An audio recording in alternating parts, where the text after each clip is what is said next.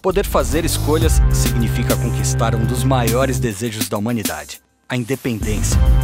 E o Sebrae abre as portas para pessoas que escolheram a independência e transformaram sonhos em projetos de vida, que ajudam a gerar empregos, desenvolver a sua comunidade e a transmitir a cultura empreendedora no país. Um lugar onde todos têm liberdade para escolher, inclusive escolher empreender. Sebrae, a força do empreendedor brasileiro. Chegando no planeta C56, temperatura extremamente alta, 0% de água. Planeta D564, sem rastro de terra, tempestade de pó de magnésio. A gente vive buscando em outros planetas o que não valorizamos no nosso. Por isso, o Mercado Livre criou uma nova seção, só com produtos sustentáveis. Porque comprar de forma consciente é cuidar do futuro. Mercado Livre, o melhor tá chegando. A moda muda todos os dias, assim como nós. E já que é para se reinventar, por que não começar pelo seu estilo? Repensar a moda, a atitude, o planeta. Isso é Rê.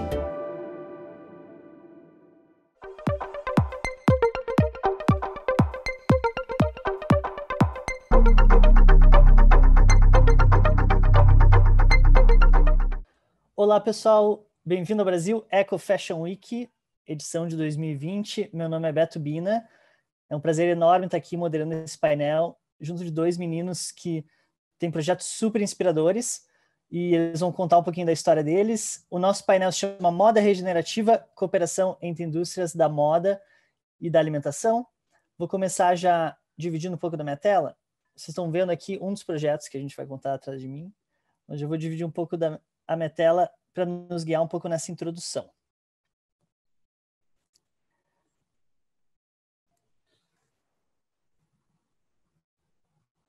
Vocês devem estar vendo a tela do nosso painel agora.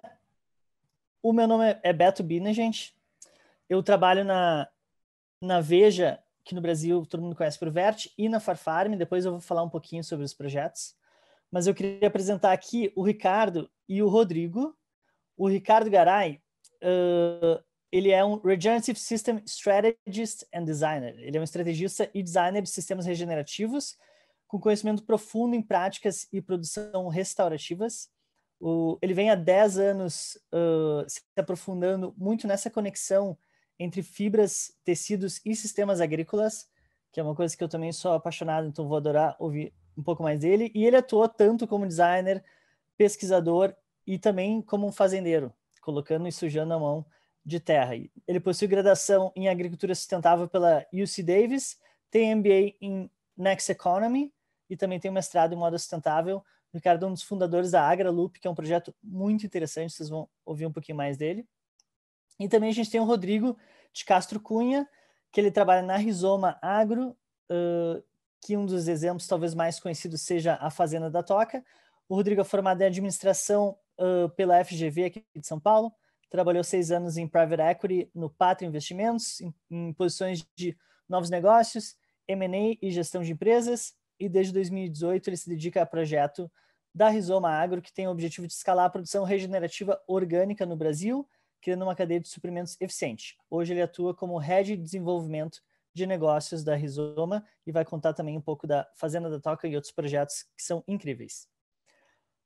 Vou falar um pouquinho sobre a Veja e a Farfarm, bem rapidamente, não quero roubar muito palco, mas só para que vocês conheçam um pouquinho mais. A Veja é uma empresa que tem mais de 15 anos, desde o começo foi focada em cadeias produtivas responsáveis, então hoje as principais é o algodão orgânico no Nordeste, a gente trabalha também no Peru, a gente trabalha com borracha nativa na Amazônia e também fazemos trabalho com couro, dentre outros projetos, um couro focado no bioma gaúcho, que é lindo o projeto, focado em sem desmatamento, ciclo completo, entre outras coisas. Eu sou Head of Sourcing da Veja Global. No Brasil, todo mundo conhece por Vert. A Vert é uma super parceira do Brasil Eco Fashion Week há alguns anos já, e é um prazer estar aqui representando essa empresa. E eu também sou fundador da Farfarm. Farfarm é uma startup de cadeias produtivas responsáveis. Nossa missão é regenerar a natureza e promover desenvolvimento social através da moda. A gente vem fazendo alguns projetos, a gente foi acelerado pelo Fashion for Good, que foi onde eu acabei conhecendo o Ricardo, entre outros projetos incríveis. Gente, vou focar um pouquinho no tema da nossa palestra aqui, do nosso painel, que a gente vem falando de agricultura regenerativa. E isso virou um trending topic, né? Todo mundo fala sobre desde pecuária regenerativa, marcas regenerativas. E só que mais do que um termo que está na boca de todo mundo, é importante a gente se aprofundar e entender o que isso significa, né? Então ele é, digamos assim, um guarda-chuva para várias outras práticas. A gente conhece muito a agroecologia no Brasil. A agroecologia dá para se dizer que faz parte dessa agricultura regenerativa, assim como sistemas agroflorestais.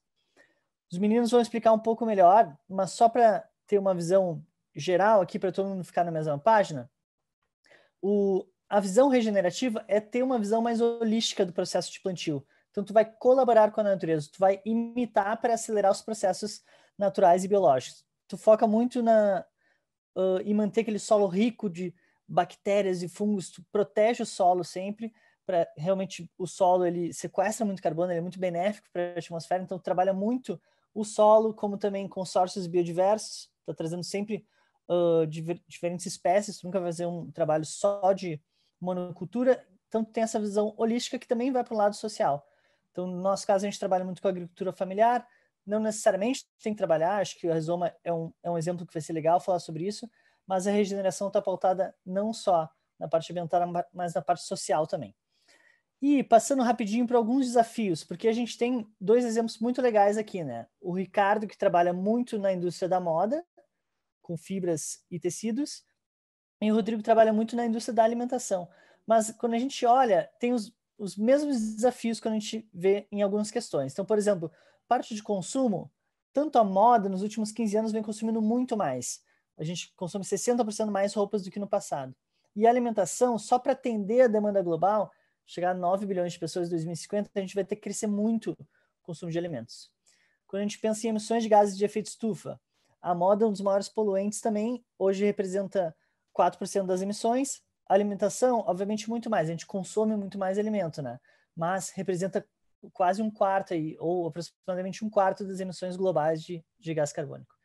Quando a gente olha para a poluição, os dois têm um papel de poluir muito a água doce e oceanos, né?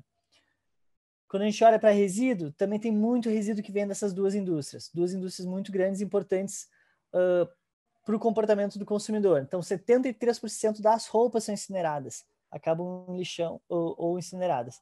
E na alimentação, é impressionante pensar que 1/3 ou 1/4 do alimento ele é desperdiçado dentro de toda essa cadeia produtiva, sendo que um monte de gente passa fome em alguns locais do mundo, né? E quando a gente olha para a reciclagem, também a gente está muito atrás do ideal. 97% das matérias-primas na moda são virgens.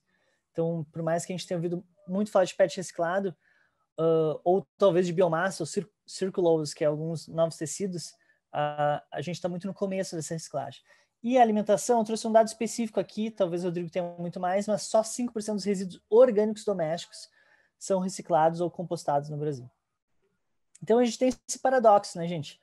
Por um lado, a gente tem uma nova maneira de produzir, que é uma maneira regenerativa, ou seja, com produtos renováveis, orgânicos, reciclados ou recicláveis.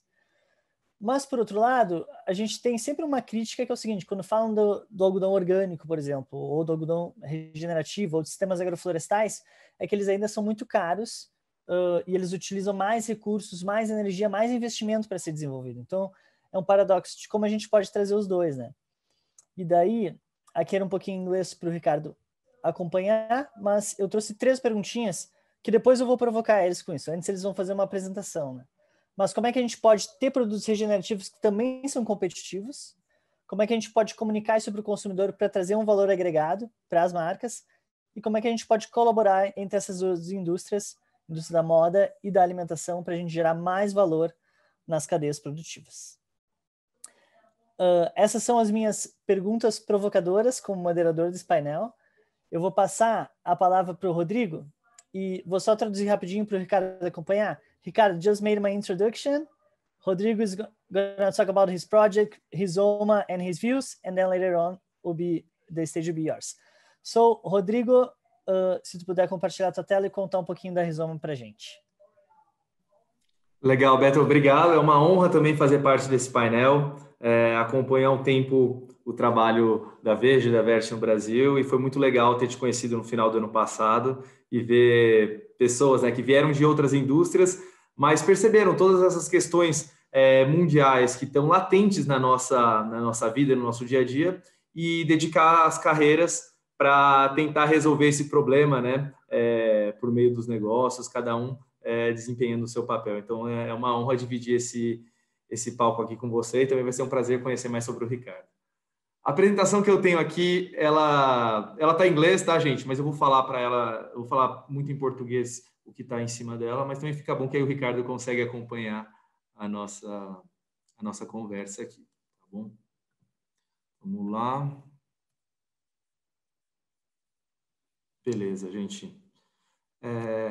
Bom, o objetivo da Rizoma é acelerar a transição do que a gente chama de agricultura regenerativa orgânica no mundo, criando uma cadeia muito eficiente de suprimentos nos mercados em que a gente atua. Tá? Como é que a gente começou? Tá? A Rizoma é um trabalho que remete a mais de 10 anos atrás, quando a Fazenda da Toca foi fundada lá em 2008, tá? E acho que o primeiro grande empreendimento com visão empresarial para a indústria orgânica no Brasil, né? Na época foi uma fazenda que era uma fazenda de produção convencional, basicamente de citros, que é o aptidão regional, só que lá foi feita muita experimentação e foram lançados diversos produtos em várias cadeias, tá? A gente tinha desde sucos, molhos de tomate, e produtos laticínios, e tudo isso era uma cadeia muito verticalizada. Então, ia desde a produção da ração, que a vaca de leite ia fazer orgânico, até o invase do requeijão orgânico para ir no mercado. E foi um período de muito aprendizado para a Fazenda da Toca, que hoje encontrou o seu caminho na produção de ovos orgânicos. Hoje é uma empresa dedicada exclusivamente para a produção de ovos. Tem mais ou menos 40% do market share do Brasil. Só que ao longo desses 10 anos que precederam a Rizoma, a Fazenda da Toca ficou conhecida como um projeto referência em sustentabilidade no mundo. Tá? É uma das fazendas conhecidas como Lighthouse Farms da Universidade de Wageningen, na Holanda, que é a principal universidade de agricultura do mundo. Teve participação na COP15 lá em Paris, e enfim, está em diversas publicações que falam como reverter essa mudança climática, citam os exemplos do nosso trabalho lá na Fazenda da Toca, como o Drawdown Project. Se vocês não conhecem, é muito interessante, vale a pena conferir. Tá? Então, o legado dessa experiência na Toca, além dessa parte mais consumer-facing, que foram todos esses produtos, como hoje ainda, se a gente for ver a agricultura orgânica, ela é de baixa escala, naquela época era menor. Então, teve muita experimentação e muito conhecimento acumulado na parte agrícola, como se produzir principalmente grãos, citros e outras culturas, iniciando apenas com o conceito do orgânico, e com o tempo a gente foi vendo que se você adotasse as práticas regenerativas, você ia ter não só um impacto ambiental maior, e a gente traz alguns dados para mostrar isso, mas também ia ser mais produtivo o sistema. E baseado nessa experimentação, nesse estudo que a gente fez na Fazenda da Toca, surge a Rizoma, tá? E o contexto global, o Beto já falou bastante, né? Hoje a agricultura está relacionada aos principais desafios do mundo, né? O desafio de clima, 23% das emissões são na agricultura. A perda de biodiversidade está extremamente ligado à agricultura que hoje é hegemônica no mundo. A perda de solo, ela basicamente vem dos processos erosivos, quando se faz uma agricultura que não é uma boa agricultura. E também é uma fonte muito relevante de poluição das águas dos oceanos, né? Só que a agricultura ela também pode ser parte da solução. E é essa abordagem que a gente adota aqui na Rizoma Agro. É uma agricultura que pode sequestrar carbono, e nós vamos mostrar aqui alguns dados. É uma agricultura que ela promove o aumento da biodiversidade. Esse aumento da biodiversidade, né? Normalmente a gente costuma ver os animais de maior porte como biodiversidade, só que tudo começa com o solo. Então, trabalhando a biodiversidade no solo e por meio da reconstrução do solo, que a gente promove a fauna acima do solo também, né? Então, tem essa parte de reconstrução de solo. E a água, dependendo do tipo de agricultura que você faz, o tanto de insumos poluentes que você tem, você melhora ou piora a qualidade dos rios e oceanos. Tá? Então, como é que a Rizoma surgiu, né, nisso tudo? Entendemos esse contexto global, tinha essa herança da toca, e aí o que a gente... O principal, né, executivo e sócio fundador da Fazenda da Toca, o Pedro Paulo Diniz, falou, pô, tem muito valor aqui, como é que eu monto um negócio em cima disso e que possa ser benéfico para o planeta? Então a gente passou um ano estudando as principais cadeias produtivas, né, que a gente tinha no mundo, e a gente olhou muito a vocação do Brasil, e é isso que esse quadro mostra dividido entre as principais, qual que é a composição, né, do uso da terra no Brasil para a produção agropecuária. A gente vê que 22% está em soja, 14% está em gado, 10% em milho e por aí vai. Então a gente decidiu atacar os grandes mercados, que são essas linhas, esses quadros em verde escuro, e a gente, por consequência, a gente acaba fornecendo e atuando nas cadeias em amarelo, aqui que são as cadeias de frango, de ovos e de leite, né? Fora isso, a gente também tem estudos em outras indústrias, né? Uma delas, que está totalmente ligada à moda, é a indústria de algodão, que ainda é um projeto em P&D aqui nosso. Então, vou falar mais do que a gente já tem feito aqui, tá? Então, ao longo dos últimos 3 anos que a Rizoma começou a atuar, a gente desenvolveu 3 sistemas produtivos, tá? O sistema de frutas em agrofloresta, o sistema de grãos regenerativos orgânicos e o sistema de gado em agrofloresta também, né? Um gado com muitas árvores e um arbopasto. Então, substituindo a lógica de trazer ração de fora, se alimentando de algo que a própria terra dá, tá? Aqui falando um pouco da agrofloresta, para quem não conhece esse conceito, tá? Basicamente é uma agricultura que ela se inspira na natureza, né, nos ciclos que acontecem normalmente, e usa a ação do homem para acelerar esse ciclo, então promover regeneração do solo e do ambiente, e o manejo humano ele serve para acelerar esse processo, ao mesmo tempo que produz alimentos. Então aqui é um pomar que a principal cultura dele é o limão, só que a última coisa que você consegue ver aqui é o limão, que são essas árvores pequenininhas aqui embaixo.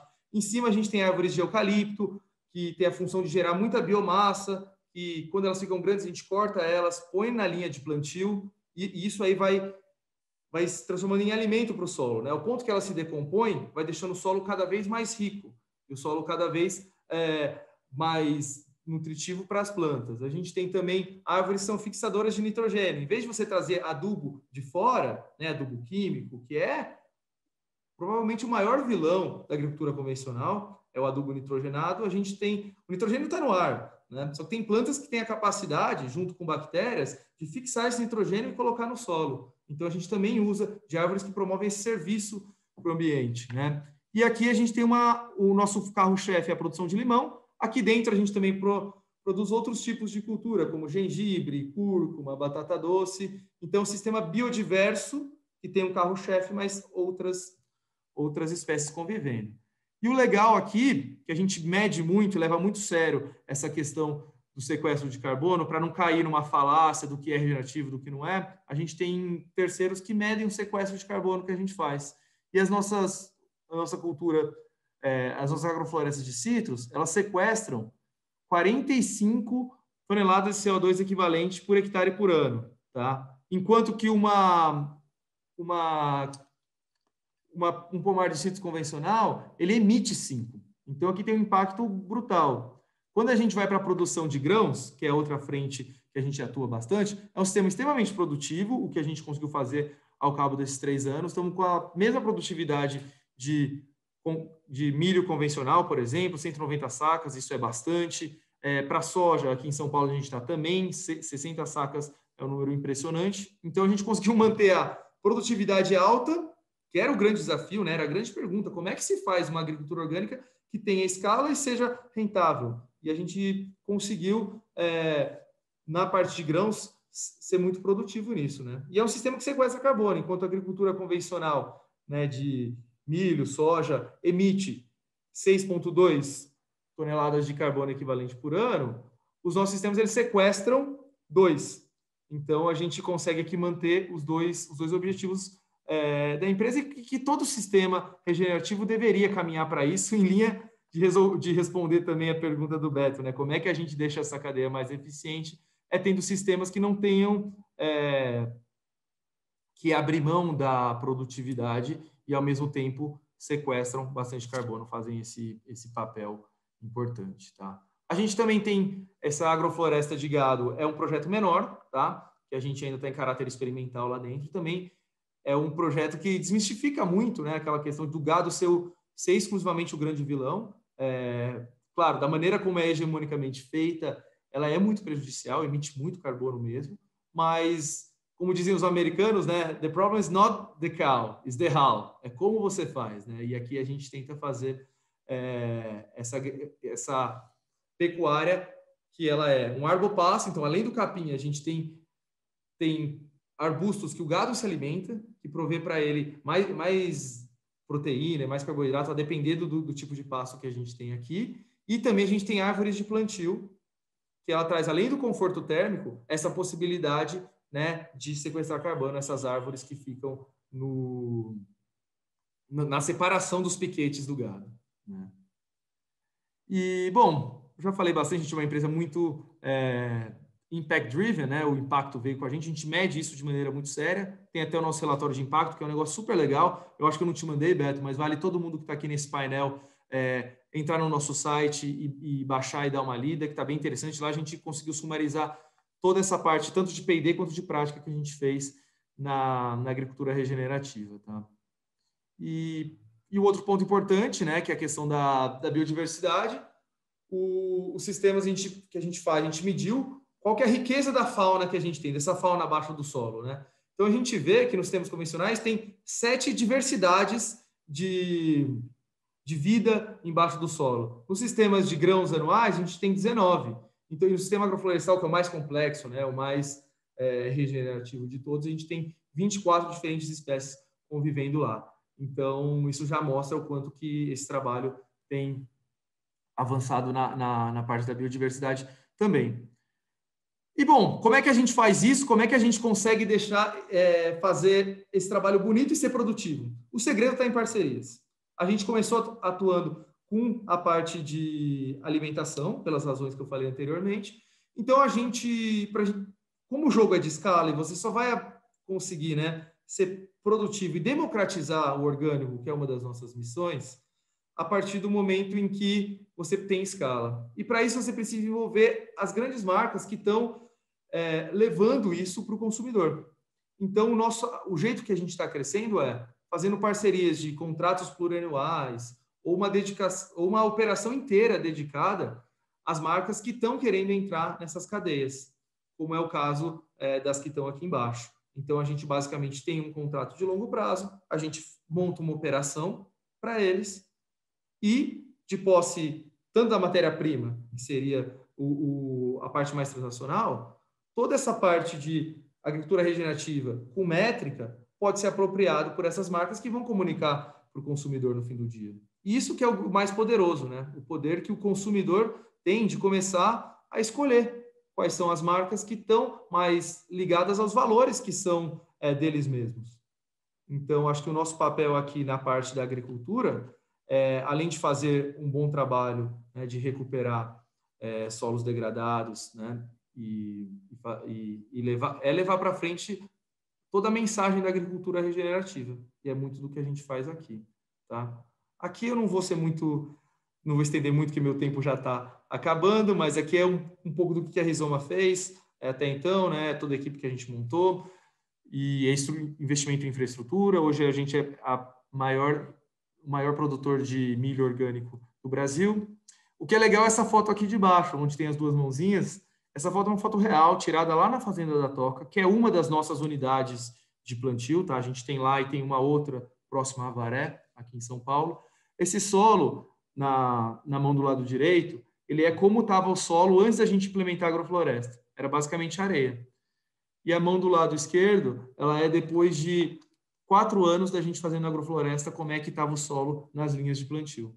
Então, a gente tem todos os números, mas olhando isso, fica muito claro o resultado do trabalho. E é isso que a gente acredita, tá? Na agrofloresta, que é onde a gente tirou essa foto, está muito mais claro. Em grãos, que é grãos e pecuária, que é um tabu maior, a gente tem dedicado muita força medindo em números, e com o tempo a gente vai ter fotos como essas também, tirada dessas outras produções, tá? Um pouco no ecossistema que a gente está inserido, a gente não atua só com clientes, a gente tem uma parte grande de tecnologia, tem academia junto com a gente, e uma parte grande de desenvolvimento de produto. E aqui que entram novas culturas e muita coisa que a gente poderia fazer, principalmente em outras indústrias, como a indústria da moda, tá? E o legal disso tudo é você ver que, quando o trabalho está sendo bem feito, o consumidor começa a falar, a gente vê o capital vindo para cá também. A gente teve a emissão do primeiro Green Bond para a agricultura do mundo, foi agora em agosto que a gente teve, e a Rizoma liderou isso, que começa a abrir novas frentes de crescimento, né? Porque além da competência, do esforço, quando você pensa em escala, o capital é importante, e a gente está conseguindo abrir uma porta que vai ser benéfica, acho que, para o setor como um todo. Isso. E, enfim, como eu falei, né? Essa é a nossa missão, transicionar o maior número de hectares para a agricultura orgânica, criando essa cadeia eficiente.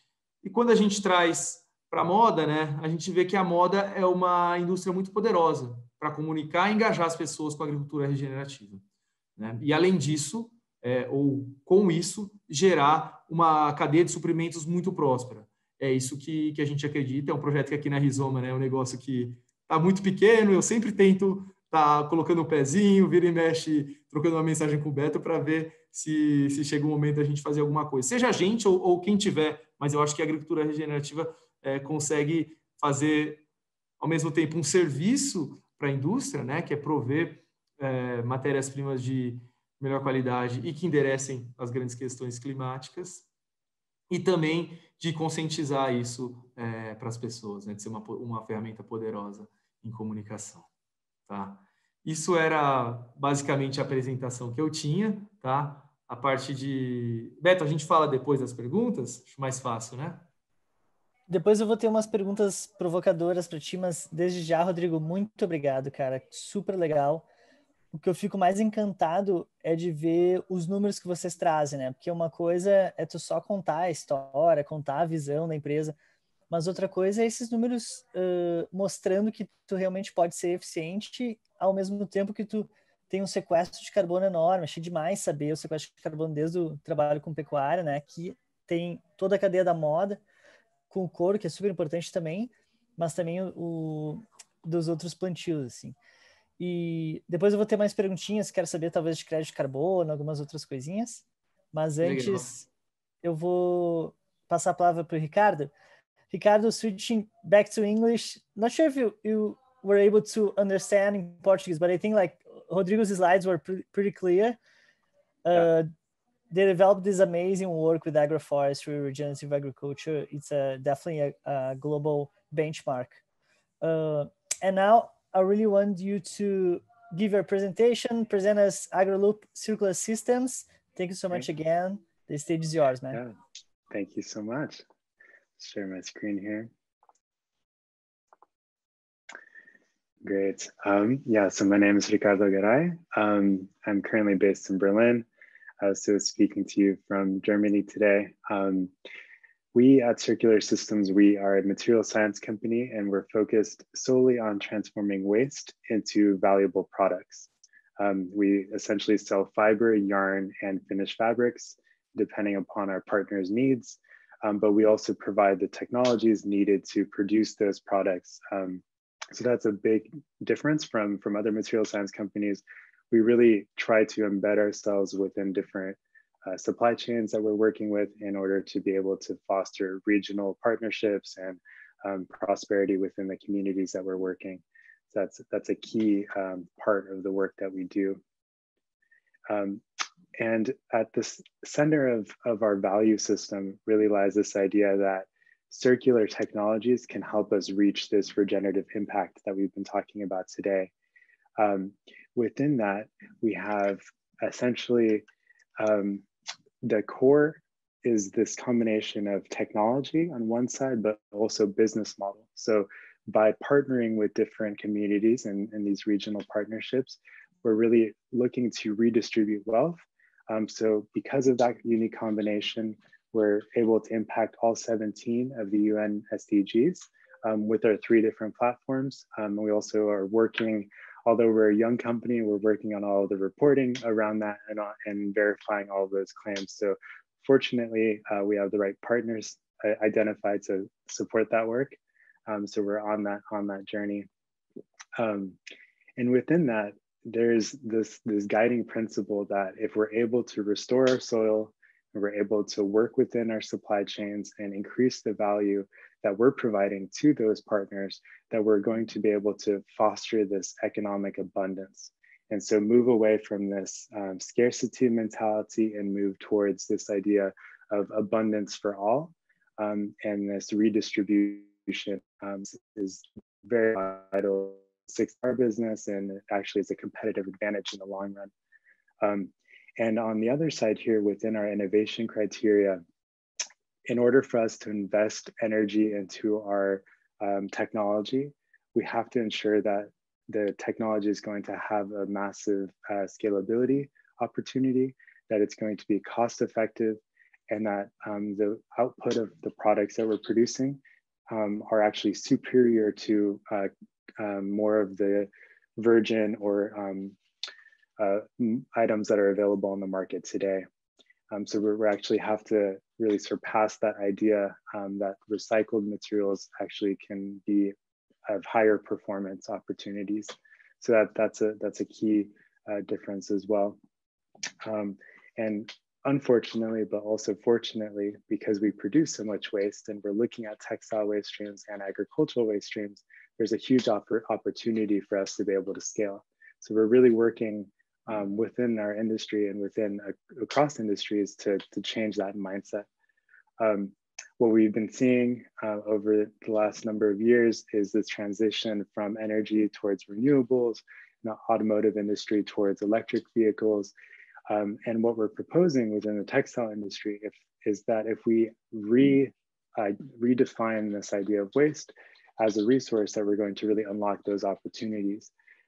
But that's not enough, because that's essentially this idea of a circular economy where we're reusing our resources wisely, that resource efficiency. But we don't have time to be thinking about just a circular economy. We really have to be defining this new era of regenerative economy.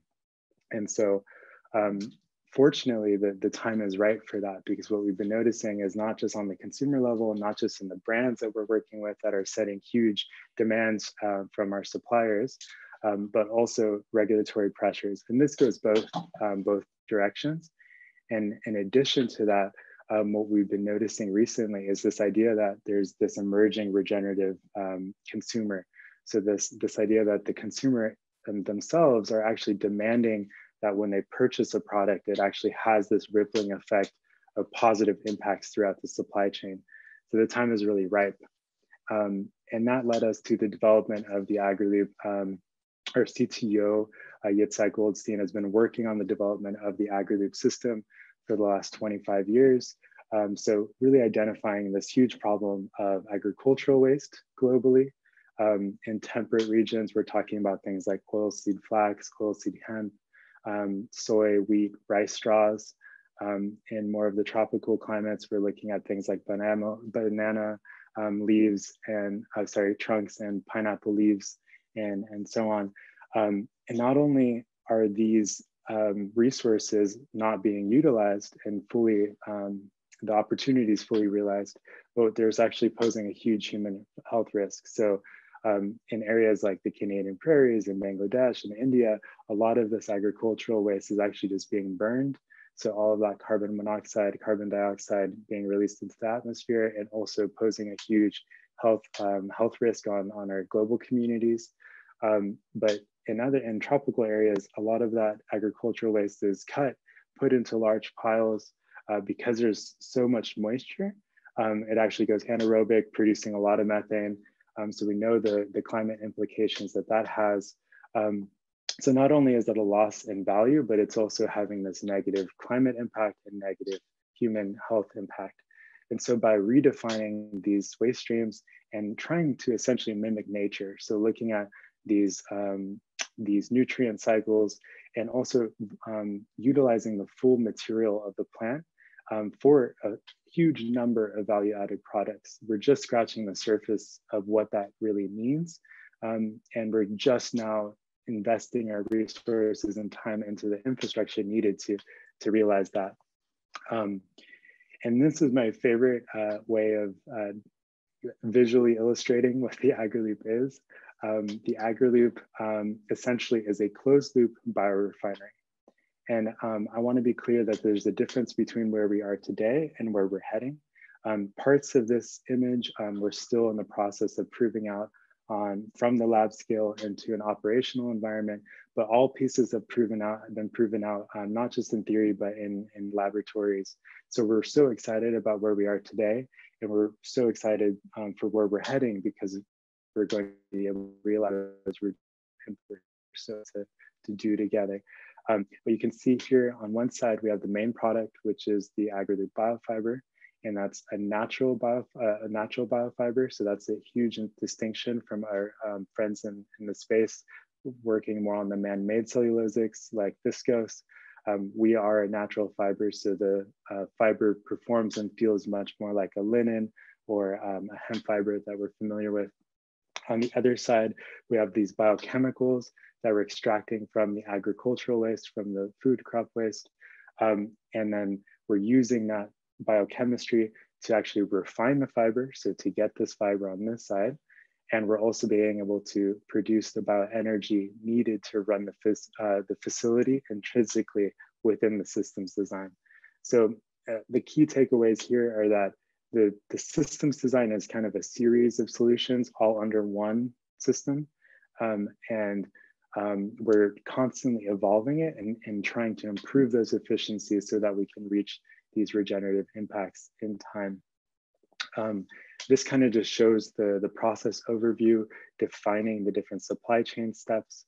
Anyone that's interested can definitely contact me after this conversation, and we'd be happy to go over more details. There's also a lot of videos on our website that describe this even much more concisely than I can. So I'll go a little bit quickly. Essentially, the agricultural waste is baled and collected from the field. It goes into this dry processing step, also known as decortication, where essentially there's a big, imagine a steel drum with hammers that is breaking up the fiber bundles, so it's completely mechanical. Step 3 is where a lot of our IP lies. That's the processing. Imagine a cooking vessel, so you're high temperature, there's some pressure involved. We throw in our biochemicals to refine the fiber.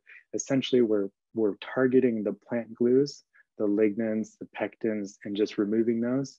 The process is also known as degumming, removing those gums.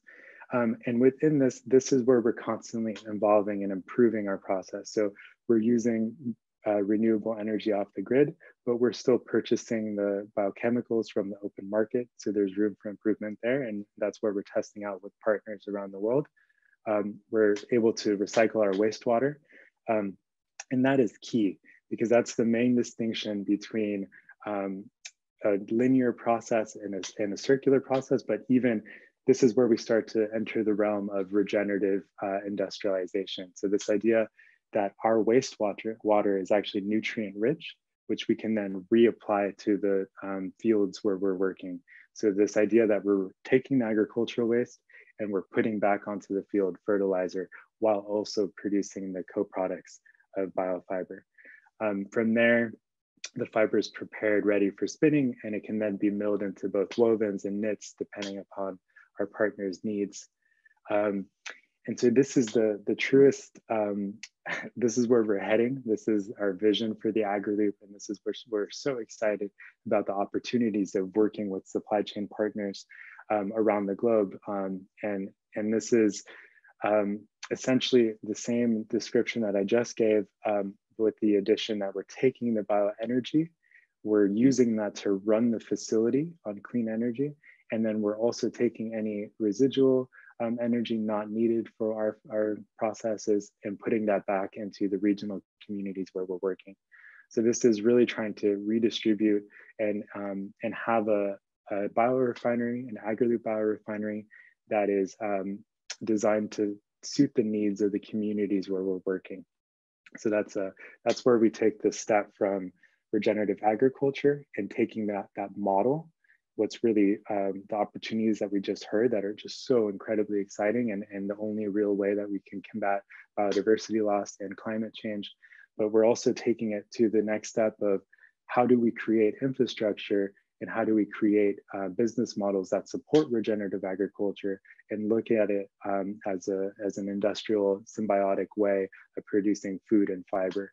We're running out of arable land, we're running out of resources. So if we're able to produce textile fiber and food resources on the same amount of land, then we're really going to unlock a huge opportunity. So that's essentially what we do. We're aiming to do. It is us, and we are looking for constant support and resources to get us there quickly because we're running out of time as a global community. But this value chain is really where we're also different, because instead of working just on the wet processing and producing just our AgriLoop biofiber, we're looking at trying to valorize the full plant material and also embed ourselves into the regional communities that we're working with. So that alternative and mindset is also really key to our success. And that's where we will realize our dream of creating more economic abundance. And really it's a competitive advantage for us to be looking at solutions like regenerative agriculture in our supply chains and looking at ways that we can support through the production of a co-product like soil amendments, which can then be reapplied to the field. So the sooner that we can actually restore health to our soils, the sooner that we're going to be able to combat climate change in the near term. So yeah, that's what we do. And we're so excited about this kind of conversation because we're finally understanding that we really have to reach across the aisle and not think about just textile production, but think about food production and how they can exist together.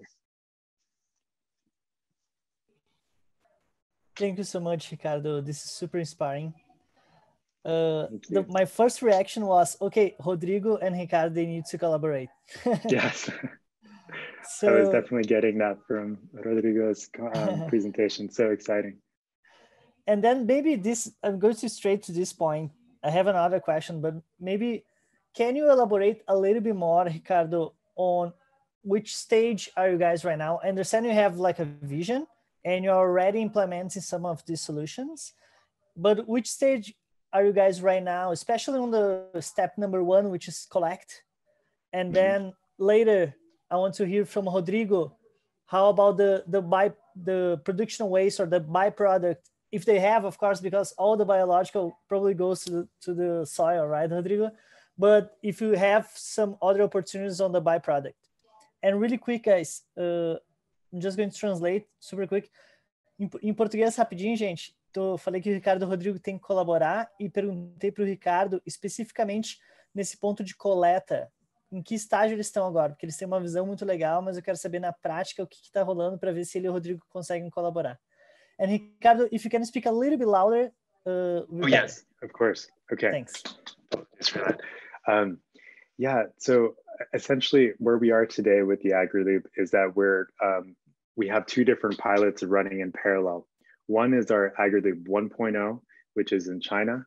And that's where we are still using linear wastewater treatment. So we're not able to recycle our wastewater.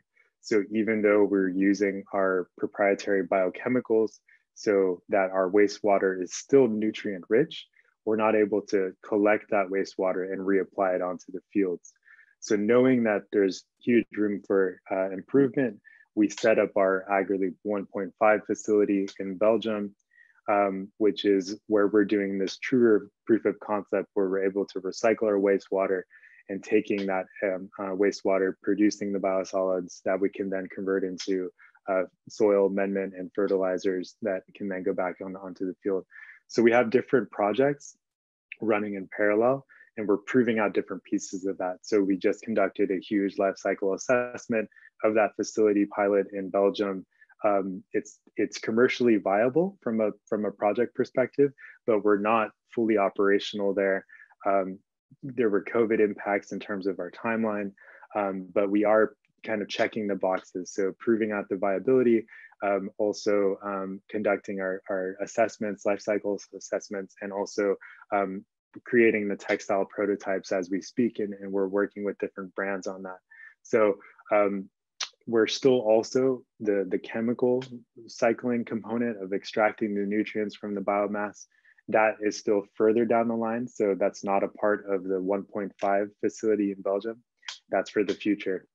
So we don't want to lose momentum, and we want to bring positive products to the market as quickly as we can. So we're rolling out different phases in different regions and with different partners and with different communication, because what's so unique about agricultural waste is that in each region, it's going to be collected differently. It's going to be dry processed different opportunities. Each community is going to have different needs. So we're trying to remain modular and flexible and prove out different components so that we can scale, not just by building new AgriLoop facilities, but by going into communities, looking at the resources they currently have and retrofitting those facilities to suit our needs so that we can collaborate on these valuable products.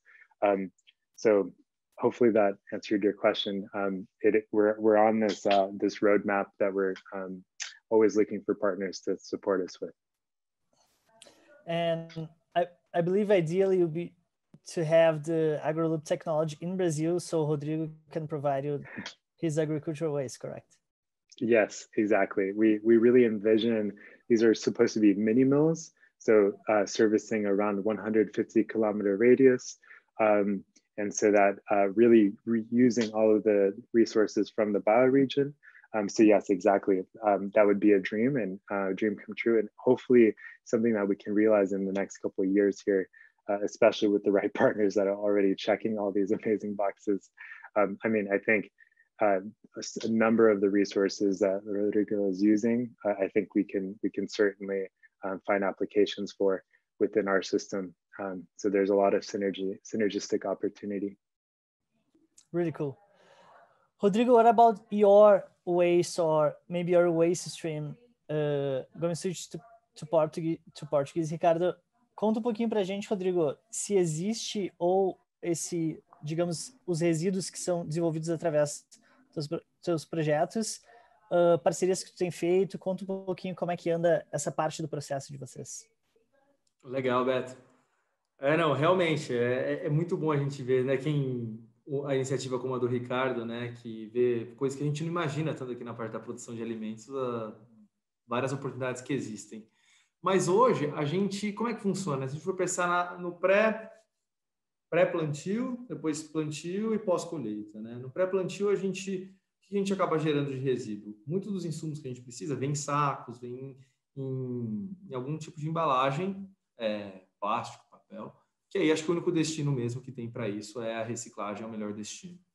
Na parte de plantio e colheita, uma vez que a cultura está pronta para ser colhida, a colheitadeira ela pega o principal, o objetivo, né, que normalmente vai ser os grãos de milho, os grãos de soja, de aveia, pensando em grãos, né, de feijão, e o restante ele vai, ao final da colheitadeira, ele vai jogando de volta para cobrir o solo até que você faça uma outra coisa, né? Então, nesse processo, o que seria resíduo, a perda, ela é, na verdade, um insumo que você vai usando, né, para o próprio solo e melhorando de tempo em tempo. A mesma coisa na produção da agrofloresta. Como é limão, basicamente você tira e vende, não tem muita perda. E as demais culturas também. Agora, quando a gente vai para a parte, especialmente de grãos que eu estou falando, então milho, soja, aveia, feijão, grão de bico, a gente, depois que tem a colheita, a gente vai para a parte de pós-colheita. O que é isso, né? É basicamente um armazém onde você tem um secador, porque as culturas ela ainda chegam com umidade alta, e aí você precisa secar ela até chegar com um percentual de umidade que ela fica estável, então não apodrece mais, ela tem um tempo, né, um tempo de vida mais longo a partir disso.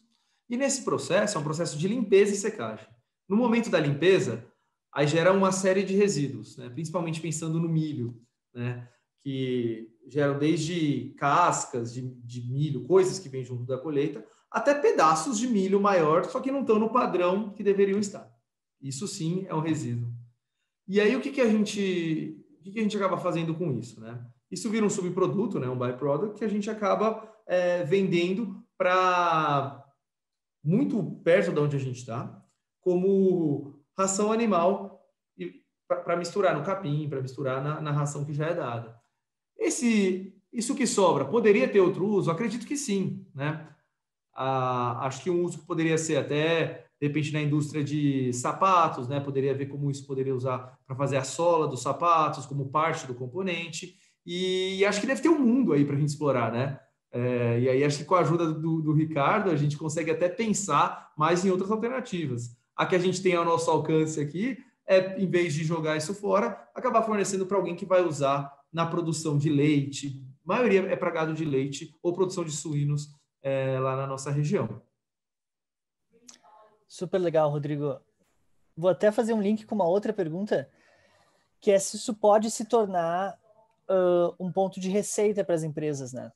Porque no começo desses projetos, e eu comecei com uma startup também, o Ricardo também fazendo toque no começo era um conceito, né? Tu tem que achar maneiras de financiar o teu projeto. Tu pode até ter uma alavancagem por investimento, de recursos filantrópicos, mas no final das contas, tu tem que fazer um design do negócio onde ele se justifique e tu consiga dar lucro no final, que é o terceiro pilar da questão de sustentabilidade, né? Eu vou trocar para inglês, porque eu vou perguntar justamente para o Ricardo isso, que é como é que eles começaram, depois quero ouvir de ti, assim, né? Mas, Ricardo, switching back to English, Rodrigo was telling about his waste streams, and there are a lot of opportunities, and I was asking him if this can become a revenue stream for them, and also solve another important problem we have, because when you start any type of business, especially super innovative business, you have a lot of investment, right? It's super hard at the beginning. So my question will be, how do you guys start? And what are the main strategies to have maybe different revenue streams, maybe communicating like a premium price for your product? How people hearing us in the audience, how can you help them to start a business that's super innovative, but at the beginning won't be able to bootstrap?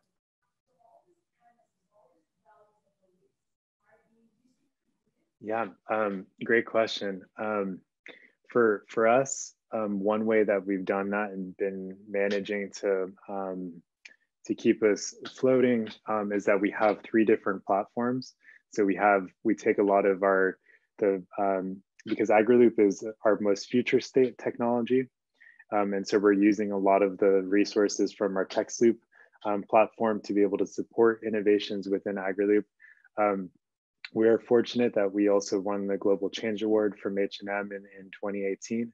So I would say that there are grants and there are prizes for people working on innovative solutions for combating climate and fixing our supply chains and bringing economic incentives. So I would say that's that's probably one of the first places to look for these prizes, look for these grants, invest time in that is just as valuable as going after investors.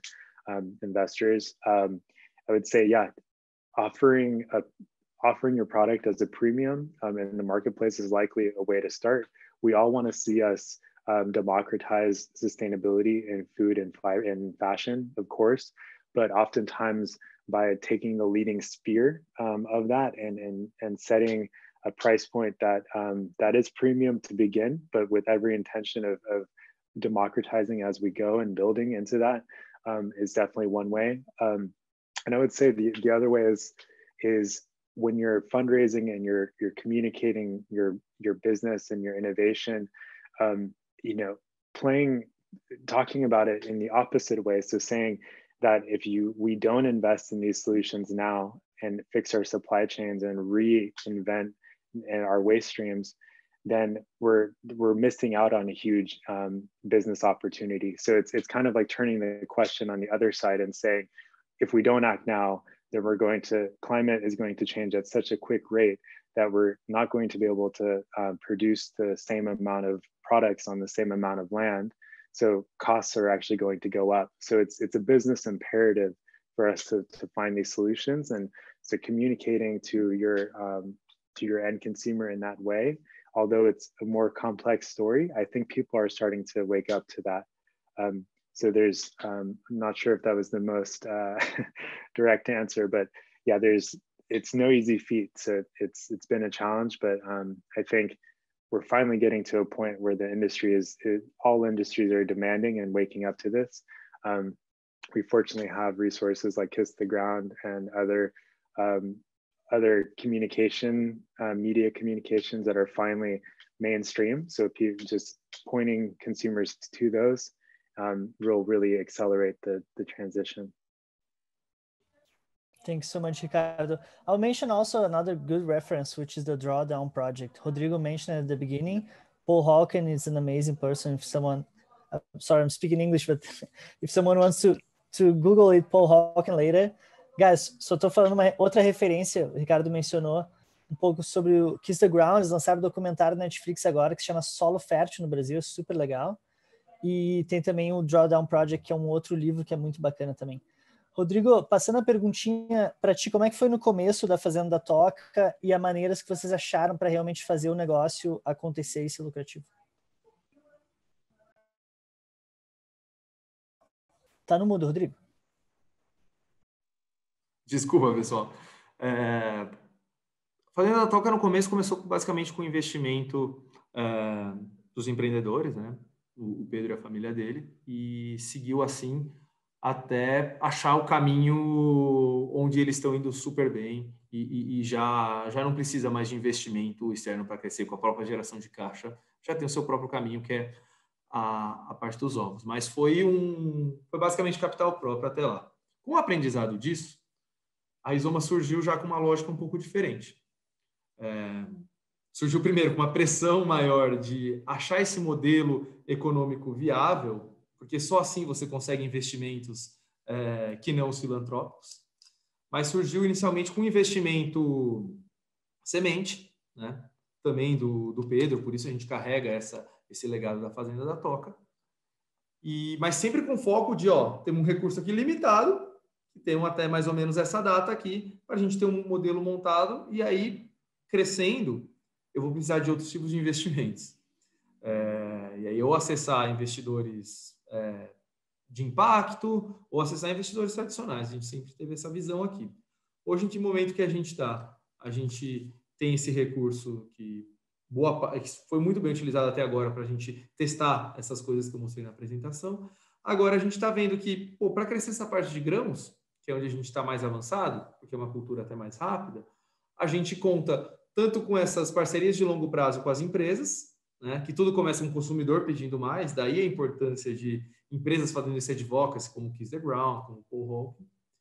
Então, de posse de um contrato desse, eu consigo, e a minha expertise, né, de poder montar uma operação agrícola rentável, eu consigo, por meio de outros instrumentos, né, por meio de dívidas, de green bonds, né, dívidas verdes, que investidores vão lá, colocam esse dinheiro, e aí é um prazo que eu repago eles, que tem um prazo mais longo, que é o prazo que eu preciso para que essa operação gere caixa suficiente. Então, a gente tem que ser muito bem criativo nisso, né? Porque se a gente dependesse só de grants, como você falou, né, de dinheiros a fundo perdido, ou filantropia, que a gente também olhou esse caminho, era mais complicado, porque aí também tira um pouco, e eu entendo, é natural do capital filantrópico querer delimitar que você está fazendo algo que vá para a sociedade e não fique restrito à empresa, né? Mas ele tira um pouco da sua liberdade como empreendedor, como, né, vem do faro, as oportunidades estão por ali, então deixa eu direcionar mais recursos para cá. Para a gente não funcionava muito bem. Então, eu acho que tem... acho que a resposta, assim, tem que ter um dinheiro inicial, que aí é alguém que está disposto a tomar esse risco, que aí pode ser filantrópico ou não. Mas, a partir do momento que você tem esse dinheiro, você tem que ser você tem que usar muito bem esse dinheiro, buscando se livrar dele o mais rápido possível. Ou seja, você tem um caminho para você, ou com a própria operação se autofinanciar, ou ter um caminho de que a operação está tão boa, mas falta um pouquinho, e aí alguém vem prover esse capital. Então, acho que é esse modelo mental, né, de ter sempre um modelo um modelo rentável e que está na onda, está indo no caminho certo, né? Que é um pouco do que o Ricardo falou. Pô, e se a gente não se mexer, se a gente ficar parado onde está, não vai ter mais mercado, talvez a gente fique fora do jogo. Mas quem está na vanguarda sofre um pouco com essa escassez no começo, né? Então, só a partir do momento que o conceito que você está levando, ele vira hegemônico, né? Empresas começam a querer entrar nesse novo segmento que você está criando, eu acho que as oportunidades começam a aparecer. Então, o foco é muito importante em você buscar ter um modelo rentável o quanto antes. Super legal, Rodrigo. E eu acho que esse movimento do ESGs, né, Environmental Social Governance, a gente vê sustentabilidade totalmente conectado com investimento, não só para fazer a coisa certa, mas para minimizar risco também, né? E queria só te jogar outra perguntinha, aproveitar a tua fala, que eu achei muito legal os LCAs, né? Life Cycle Assessment, no Brasil a gente chama análise de ciclo de vida, sobre carbono. E queria ver, porque carbono, hoje em dia, talvez seja a única forma madura que a gente tem de conectar, mensurar questões ambientais com o mercado financeiro, né? A gente não sabe mensurar direito ainda a biodiversidade, disponibilidade de água, entre outras coisas. Cultura, legado que a floresta nos dá, né? Mas sobre o mercado de carbono, vocês têm algum projeto nessa linha? Vou só traduzir para o Ricardo não ficar boiando aqui. Ricardo, I'm just asking Rodrigo about carbon credits and about measurement, because he presented the LCAs, which is pretty cool to see the life cycle assessment they have done. I want to hear from you later about your LCAs you're planning or have already started to do, but I just asked Rodrigo about the LCAs and the carbon credit projects. Rodrigo, por favor. Legal. Então, Beto, essa pergunta é super pertinente, cara, e a gente já aprofundou nisso e acho que agora tem uma compreensão boa do estágio em que isso está para a agricultura. Quando a gente pega, né, florestas ou outras formas, né, de gerar crédito de carbono, elas já estão muito mais maduras, estabelecidas, o mercado reconhece, tem uma forma de medir e isso já é possível ser transacionado, né, que é o que a gente começou vendo, principalmente com florestas. Quando a gente fala de agricultura, tem uma questão científica ainda que não está muito bem resolvida, né? Porque tem uma forma de você... Um proxy para acúmulo de sequestro de carbono é a matéria orgânica aumentar no solo. Mas ela também não é 100% estável, ela é volátil ao longo do tempo, isso pode mudar. Então, na verdade, o carbono que a matéria orgânica traz, ele não necessariamente está imóvel. Então, tem pesquisas que dizem que isso varia de lugar para lugar. Se a gente pega lugares com clima mais bem definido e clima temperado, como o Canadá, por exemplo, lá eles já têm uma forma de medir que está ficando mais bem reconhecida e talvez seja essa base comum. Para o Brasil, a agricultura tropical já é complicado e no Brasil tem muito pouca pesquisa nisso. Então, nosso sonho era fazer... a gente faz primeiro o sequestro de carbono e a mensuração porque a gente acredita nisso, né? Mas a gente, obviamente, sempre vislumbrou oportunidade econômica nisso, porque uma vez que você tem o crédito de carbono, facilita muito essa questão do financiamento que você trouxe. E mergulhamos, conversamos com muita gente, tentamos engajar em algumas iniciativas, mas enquanto a parte científica não está muito bem definida, fica difícil e até um pouco irresponsável, a gente acha, começar a transacionar esses créditos, né? Mesmo que seja no mercado voluntário, que alguém diga, não, eu compro o seu crédito, mas aí vem alguém depois dizendo, não está totalmente bem sedimentada essa questão. Então, o que a gente faz, dado isso? A gente está conectado desde saber o que está acontecendo lá fora, com as principais iniciativas, até a gente ter um piloto, que a gente deve estar aqui em negociação final, assim que fechar, eu posso compartilhar com vocês, de fazer um piloto para a agricultura tropical na nossa fazenda, para justamente medir o sequestro de carbono ao longo do tempo, que talvez sirva como base, né? E talvez esse seja um dos nossos legados, como base para a venda de créditos de carbono a partir da agricultura. Então, é um trabalho que, apesar da gente ter lá, usando o GHG Protocol, né, Greenhouse Gas Protocol, que é protocolo, né, reconhecido internacional, o crédito de carbono ainda tem um debate para a agricultura. Obrigado, Rodrigo. Ricardo, I want to hear from you, especially about the life cycle assessment, because I don't think carbon credit will be like super involved in your business specifically. Rodrigo was saying that in Brazil, we're still at the beginning, and I agree with him. The first steps to have like these carbon credits well implemented. But on your side, how do you measure? What are the LCAs? Can you elaborate a little bit more on that? Sure. Yeah. I should begin by saying that we have big ambitions for heading towards these regenerative impacts and measuring those regenerative impacts. That takes huge support from our partners, the farmers that we're working with in the different regions. So if we want to understand our carbon impacts over time and how much carbon we're sequestering, that takes really long-term partnerships, oftentimes involving university laboratories or government laboratories. So that's oftentimes, that's a longer arc. What we're starting with today is really this idea of focusing on more of this, I would say, stepwise approach. So within textile industry, one of the main things that we focus on is the Higgs score. So the MSI index from Sustainable Apparel SAC. That's one of the main tools that we have for comparing fiber. So for us, it was an imperative from our brand partners for us to be listed on the MSI. So to get there, we had to conduct a life cycle assessment of our Agri-Loop facility in Belgium. And so it's been a long process, a huge learning curve for our internal team. It's been amazing. My colleague Sandra Bona here in Germany has been spearheading a lot of those efforts. It's been amazing working with SCS Global Services, which is the third party that we engaged to do the life cycle assessment. So we took a look at how much energy our facility uses, how much water.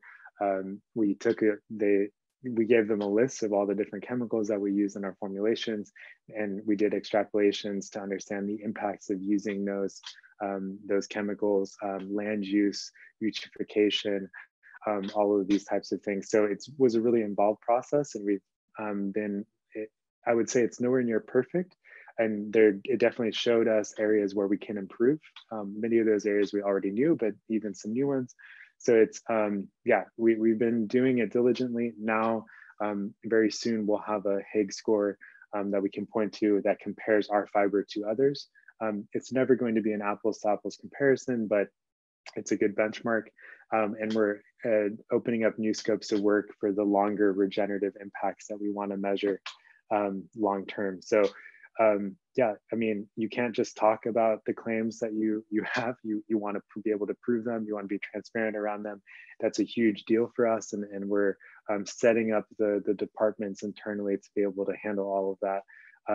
We have new ways of looking at collaboration with our partners, and that translates to new ways that we want to be transparent in the way that we work. So we're trying to get there, and we still have some work ahead.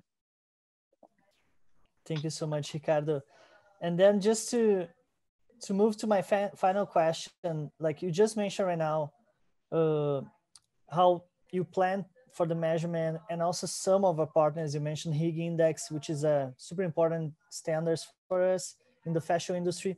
But as a final word, Ricardo, when you think about the Agri-Loop ecosystem of collaborations, what are the main opportunities to collaborate with you? What you could share to people? Maybe some people in the audience wants to collaborate.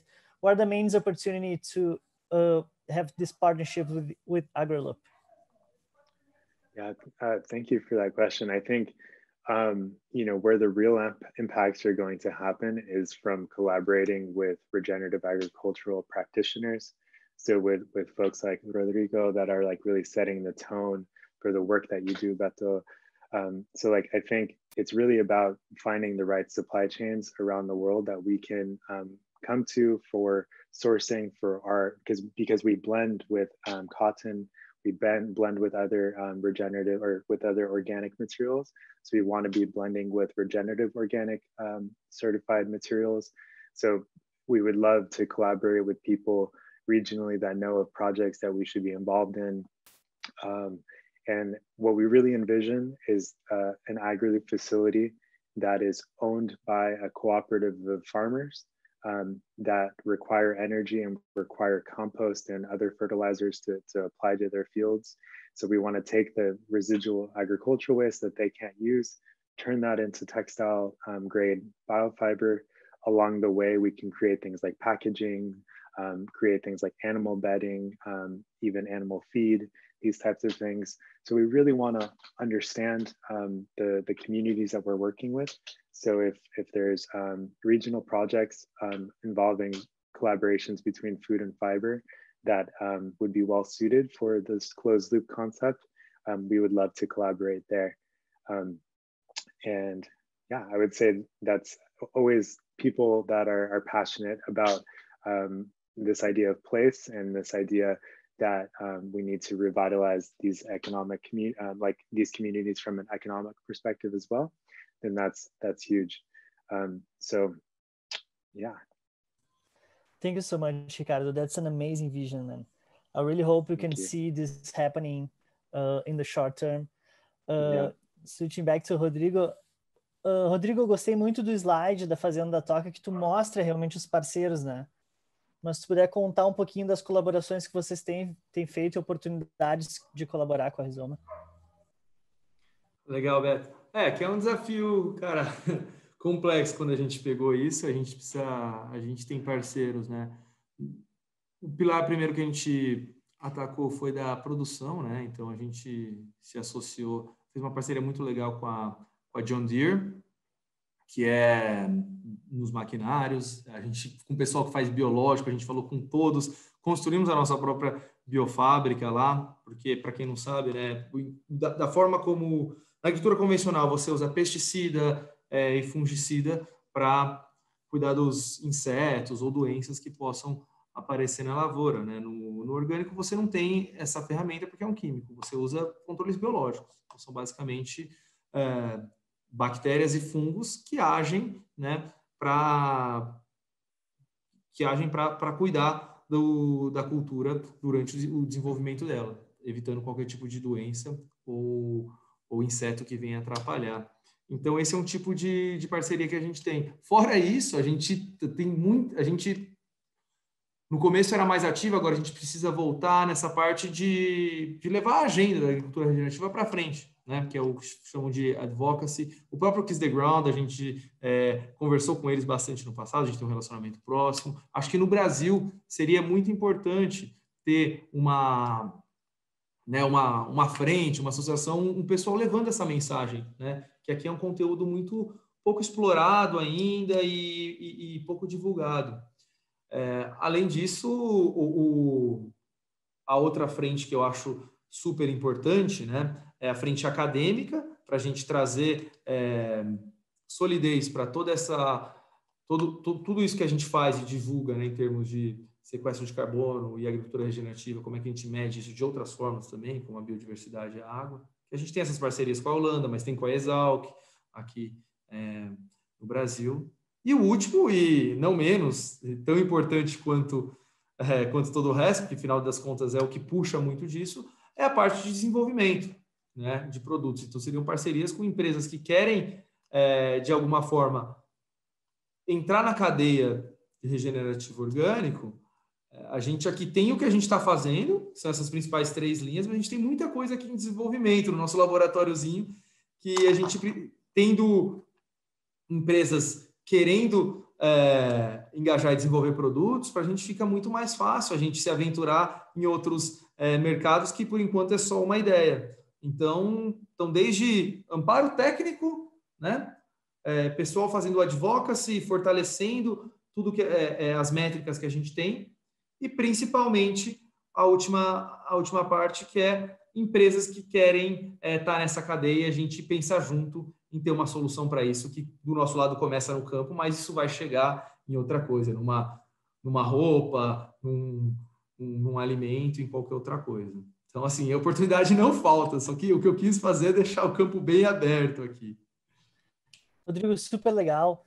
A gente realmente está estourando o tempo. Eu adoraria saber mais, especialmente da parte de algodão, que é a área que eu sou apaixonado, mas a gente vai ter que fechar. Just as a closing words, I think like one of the first steps we're doing exactly right now is collaborating with Brazil Eco Fashion Week. So thank you so much, Gabi, Rafa, and among us to share the stories of both of you. It's super inspiring, super good to see. Obrigado a todo mundo que nos assistiu. Só mencionei que nosso primeiro passo de colaboração é com o Brasil Eco Fashion Week. Foi um prazer estar aqui, poder participar com esses dois. E a conversa poderia ir muito mais longe, né? Então, acho que fiquem à vontade para depois estudar mais as empresas ou mesmo entrar em contato com o Brasil Eco Fashion Week para saber mais detalhes. Gente, muito obrigado. Thank you so much, Ricardo. Muito obrigado, Rodrigo. Foi um prazer. Muito obrigado. Thank you so much. Obrigado, Beto. Obrigado, Ricardo. Foi um prazer. Yeah, huge pleasure. Thank you. Tchau, tchau. Tchau.